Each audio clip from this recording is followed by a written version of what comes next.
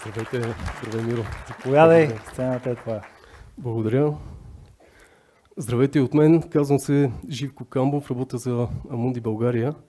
Нека ви представя с няколко думи Амунди. Амунди е най-голямата компания за управление на активи в Европа, както спомена Миро, една от най-големите компании в света за управление на активи. Амунди имаме най-голям пазарен дял в България по данни от Българска асоциация на управляващите дружества, така че с няколко изречения това е Амунди. Подготвили сме ви нашите виждания за 26-та година, за поредната предизвикателна година. Това ще споделим с вас в следващите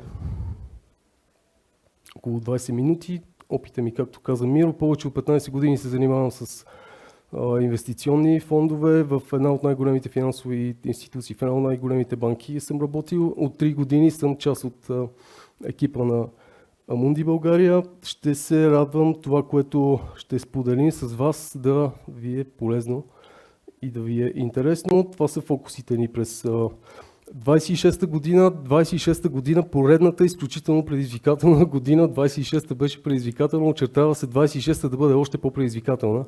Старта на 26-та година го показва изключителна динамика в геополитически план, в икономически, във всякакъв план. Общо взето, така че ни очаква поредната предизвикателна година. Това, което ние наричаме в тази предизвикателна среда, наричаме организирана неопределеност. Под неопределеност нямаме предвид хаос, в никакъв случай нямаме предвид това, и имаме предвид липсата на предсказуемост. Предсказуемостта, която беше присъща за пазарите през изминалите десетилетия, 10, 20, 30 години назад. Във времето тази предсказуемост изведнъж изчезна. Вече просто я няма, така че това ще бъде фона за 26-та година. Диверсификацията в тази среда на непредсказуемост е изключително важна. Това са темите ни, в които ще обърнем повече внимание. Диверсификацията е изключително важна в тази среда. В среда на бурно развитие на изкуствения интелект, огромни капиталови инвестиции в изкуствения интелект, страхове от връщане на инфлацията. До някъде среда на търговски войни. Изключително важна е диверсификацията. Показа се това през миналата година. Имаше много добро представяне на Emerging Markets, много добро представяне на европейските акции, така че тази диверсификация дава ефект и е изключително важна и ще продължава да бъде изключително важна. Мислене отвъд технологичната надпревара, сякаш има прекалено голям фокус в тази технологична надпревара, сякаш е прекалено голям фокус в изкуствения интелект и в инвестициите в тази сфера. Насоката ни е да се мисли отвъд тази сфера, да се търсят възможности и в други географии, в други инвестиционни сфери. През изминалата година, например, много добре се представиха Value Stocks. Неочаквано, изключително добро представяне за Value Stocks. Така че фокуса изцяло в технологичното развитие не е правилен за нас. Насочваме мисълта ви към мислене отвъд тази сфера.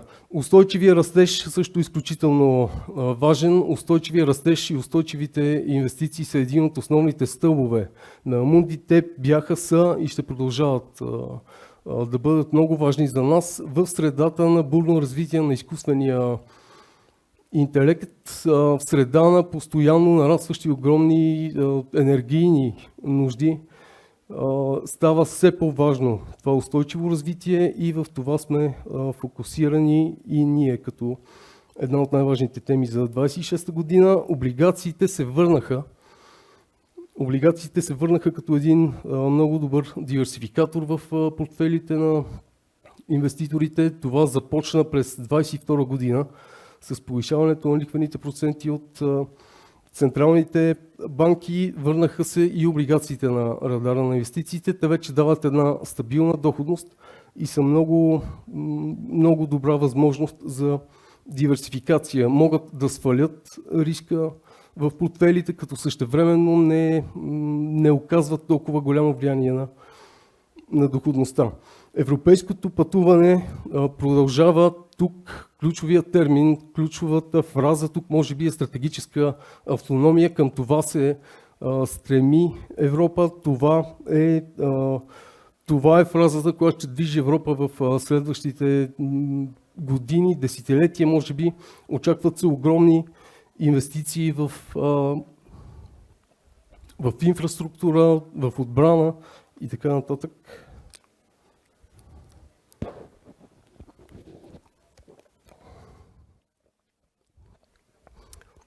Така че това е една от най-важните теми, които искаме да засегнем. Emerging Markets показват забележителна устойчивост в инвестиционната среда. Те са подкрепени от слабия долар. Считаме, че Emerging Markets заедно с европейските акции ще бъдат два от факторите, които ще доведат до едно стабилно представяне в дългосрочен план на портфелите. Глобалния макропъзел и глобалните перспективи за растеж в света. Изненадващо устойчива е световната икономика. На фона на тази неопределеност, която споменах, световната икономика е изненадващо устойчива. Наскоро даже Международният валутен фонд повиши прогнозата за растеж на глобалната икономика на 3%. Така че на фона на неопределеността икономиката е устойчива. Впечатление тук веднага прави Индия като ръст на брутния вътрешен продукт. Над 6% се очаква в следващите години да бъде ръста в Индия.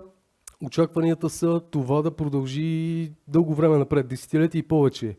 Може би Индия се различава от останалата част на света с това, че има изключително положителна демографска картина. За разлика от Китай, например, за разлика от останалата част от света, Индия е не само с най-голямо население, но и с изключително положителна демографска картина. Китай, въпреки структурните проблеми в Китай, един, така може да се каже, устойчив, стабилен растеж. Около 4% очакваме да бъде ръста в китайската икономика и има възстановяване през миналата година. Ръста беше може би около 25-30% може би в китайските акции, но този ръст е на фона на срив в предишните години в Китай, така че това е една рискова инвестиция. Все пак може би една добра част в инвестиционните портфейли, малка част, разбира се. Emerging Markets, както споменах, са устойчиви. Щатската икономика също изглежда устойчива. Огромните капиталови разходи в изкуствен интелект сякаш държат американската икономика много устойчива. Очакваме известно забавяне, не спад, а забавяне през първата половина на годината, с възстановяване през втората половина на 26-та година, като през втората половина е възможно да има и така едно изненадващо покачване в щатската икономика. Еврозоната, растежът в еврозоната е умерен, около 1% са очакванията ни за растеж. Отново тук стратегическата фраза и най-важната фраза, стратегическа и автономия, около това ще се движи развитието на Европа, особено на фона на събитията през януари. Япония е интересен пример, интересна възможност за диверсификация. Японската иена е на исторически ниско ниво, така това може да бъде една интересна възможност за инвестиции в Япония. Сценариите ни за 26-та година, 3 са сценариите ни, 60% вероятност за устойчив стабилен растеж на фона на организираната неопределеност, на фона на рисковете от инфлация, може би един от най-големите рискове, на фона на търговските войни, на фона на огромните капиталовложения в изкуствения интелект, на фона на стабилната глобална икономика, устойчив растеж. 60% вероятност, това предполага така известно поемане на риск, умерено поемане на риск, умерено инвестиране в динамични активи по този сценарий, но задължително според нас с хеджиране. Различни активи за хеджиране могат да бъдат злато, например, облигации защитени от инфлацията. Това могат да бъдат възможностите за за хеджиране или 60% вероятност за този сценарий, 30% вероятност за негативен сценарий. 30% изобщо не е малко, смея да кажа даже много.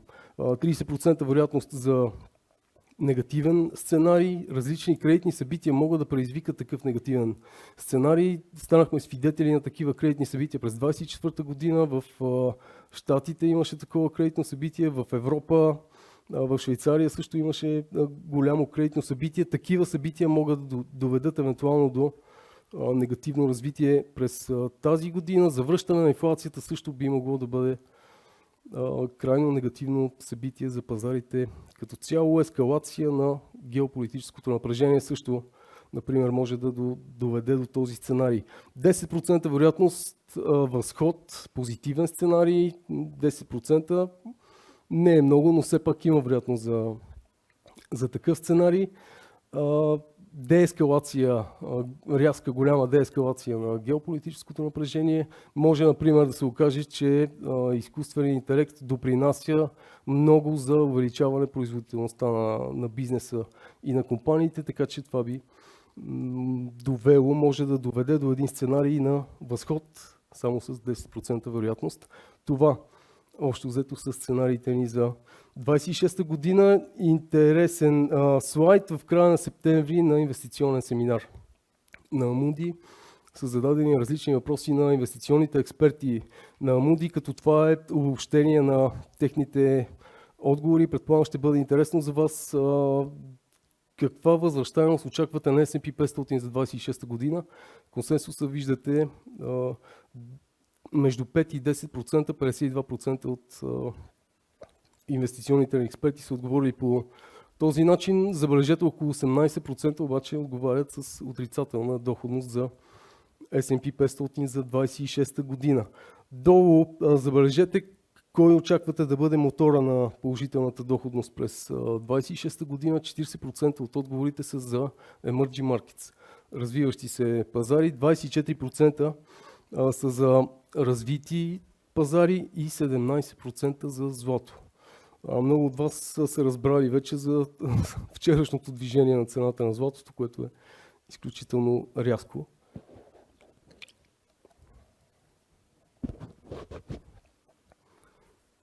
Друг интересен въпрос.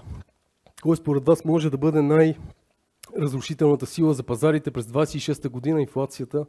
35% от отговорилите колеги инвестиционни експерти са отговорили инфлацията. Стагфлация 29% от отговорилите. Стагфлацията е инфлация, но в комбинация с спад в икономиката. Интересен въпрос е къде ще бъде горната граница на лихвените проценти в САЩ през 26-та година. Консенсусът тук около 40% е от 3,25 до 3,5%. Забележете обаче нещо интересно, под 2,5% лихва в САЩ.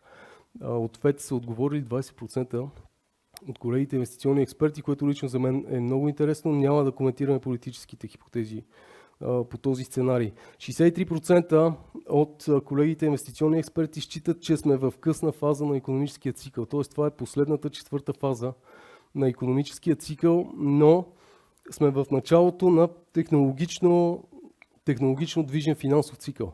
Този финансов цикъл може да продължи десетилетия, може да продължи 10 и 20 години.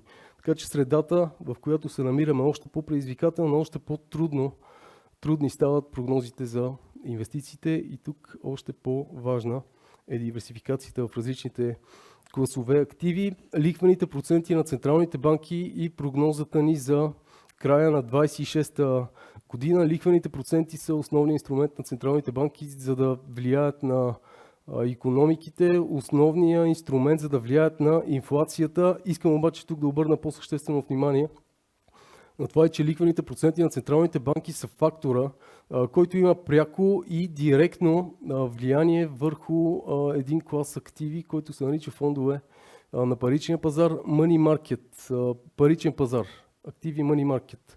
Фондове, наблягам на това, защото през последните 3 години В България има много висок интерес към подобен тип инвестиции. Тези фондове представляват нещо като депозитите. Риска е сравним с този на депозитите. Имат даже предимството на пълната ликвидност. Докато в депозитите го няма, фондовете на паричния пазар имат пълна ликвидност. Във всеки момент могат да бъдат изтеглени средствата.